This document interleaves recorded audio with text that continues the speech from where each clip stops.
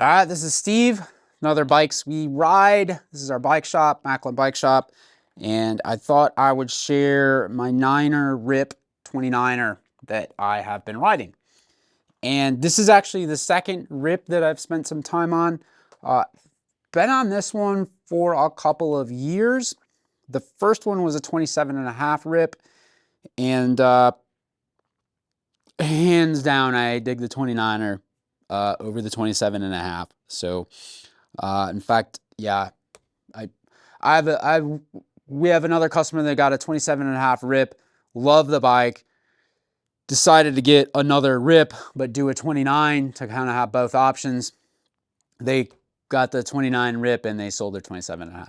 So, I'm a big fan of 29s. And anyway, and I know that's can be controversial with some of you. It is, whatever. It's a personal preference. This is what I like to ride.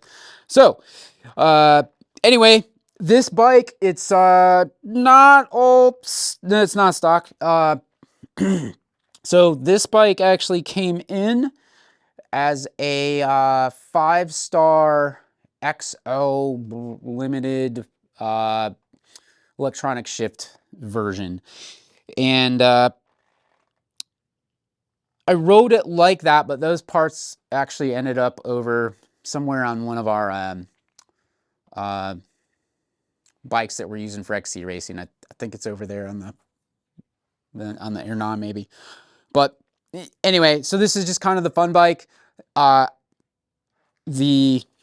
what it's on it right now. So the bike came stock with a carbon crank, XO electronic shift, XO cassette. Yeah, and I think it had a XX1 chain on it. I can't remember. It was like the rainbow drive stuff. DT Swiss, the 1200 series wheels, and pretty nice suspension. It had a good suspension, and then it had the KS dropper on it, and I swapped it out with the Fox one. Kind of matches too with the Kashima coated. I think the first one I had gotten some like clicking in it, so had one of these to put it on. So the other thing, so it came with a 40 millimeter stem on it. I put a 50, and I think this past winter did the shock service, and it come back with the orange or Foxel. When you do your shock service, you can sometimes get kind of the orange replacement caps for stuff. So when I swapped the stem to a 50, I just put the orange race face one on there. So it's got some carbon bars. And these are actually stock tires that came with it. I like them. They worked out well for me. It's probably more tire in the front than I need, but it's the Hans Dempf, the Schwalbe, and then a knobby nick on the back. And I've had these tires out in New Mexico, Arizona.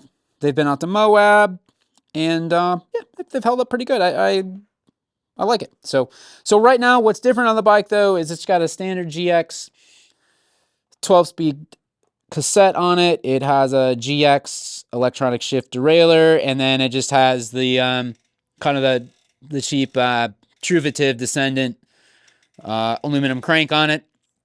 No pedals are on it right now, but like when I ride it, I grab some power meter pedals, or I do have a power meter crank. I'll just swap the crank in. I like riding with power. It's just not as fun. And anyway, I really like this bike. So this is it doesn't get ridden enough, but like we did a road trip last fall to go down south in southwest and do some riding, some camping, and some rock hounding, and just kind of just family trip, some adventure, whatever we're doing. So packing tent and bikes and seeing where we ended up at. And this is the bike I took because I know I said this in a previous video about the Cervelo ZFS, is that anything I have any business throwing myself off of, that bike can handle. But then if I'm going somewhere where I don't really know where I'm going to get myself into, and this is a pretty safe option bike to get because it will keep me out of trouble. So it's more bike than I need, again, for throwing, sending myself down anything I have any business doing that at 45 years old with a business to have to get to on a Monday and in a family. But if I make a mistake on this bike, it will keep me out of trouble for sure. But one thing I will say, when I started riding this bike, it opened up the doors of what I found myself comfortable riding. And so, like, this is the bike that got me comfortable doing more rowdy stuff, going through bigger drops, faster downhills, and that type of thing. And all of those skills and confidence transferred over to the XC bike, and whatever those bikes were at the time, whether, like it was a Salsa Spearfish I spent some time on, the Rocket, the ZFS, which is kind of the primary ride right now. This bike changed how I rode. And a couple things about it, and I really think it's super important that you got to get your suspension set up properly on these bikes.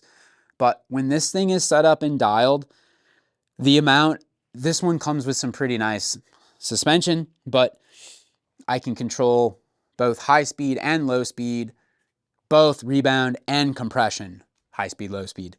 And it's fantastic because I can really get this thing dialed in where if I'm out in some trails and I'm going to ride some punchy climbs, but I need a bike that's going to be very rowdy to just go down some stuff that I don't want to get myself in trouble in, and I just have the confidence that whatever I end up coming up on, this bike's going to handle it, and I don't have to be at my limit to ride it. It's awesome because I can still get out of the saddle and hammer up a punchy climb on this thing. I feel like it climbs fantastic still, and then I can ride whatever I have any interest in riding with it. Like I don't feel like I need any more bike than this. Although I'd love to spend some time on some rowdier bikes. Like I don't personally feel like there's anything I'm gonna go ride that I need more bike. So maybe if we went back 20 years and I was younger, that'd be a different story. But yeah, I've really enjoyed this bike. It has, I was just thinking I never covered brakes, but it has the G2 Ultimates on them. They've been great. Sometimes these bikes come spec'd and they'll, like this had a 180 rotor front and rear. I swapped the front out for a 200 or 203. But anyway, thought I'd share this bike. It's been fantastic. Niner Rips don't have a universal derailleur hanger on it, so you can't mount a transmission drive on it.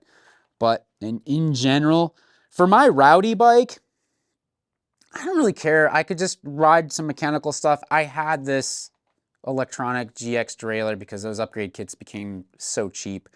So I put it on. So, but in general, like this is the just the fun party bike for me. And one thing about those transmission drives, and this just kind of comes to mind, so this is a bit off the cuff, because I've kind of spoke about it on another video, but maybe I didn't dive into it. I think what I like the most about those transmission drives, and maybe I can do another video about this specifically, but just really quick, is like when you're XC racing, you can come out of switchbacks and just smash gears. Like just shift as much as you want. It's awesome. It's very, very cool, and I don't worry about it, and it shifts fantastic under load. Whether you're climbing, whatever it is. So on this bike, I don't necessarily feel like I need that. But yeah. Anyway, thanks for tuning in. I think Lynn actually has this one up as like a demo too. So, but anyway, I'm not necessarily like super excited to let it go, but we got to do some, we'll rotate through them if it makes sense. But anyway, if you have any questions about these bikes, like we have rips in here and we've done some custom builds on them and that type of thing. A lot of our bikes have actually mostly been turned into custom bikes. So it's kind of fun to tweak the bike, make it what you want. So, but thought I would share. Thanks.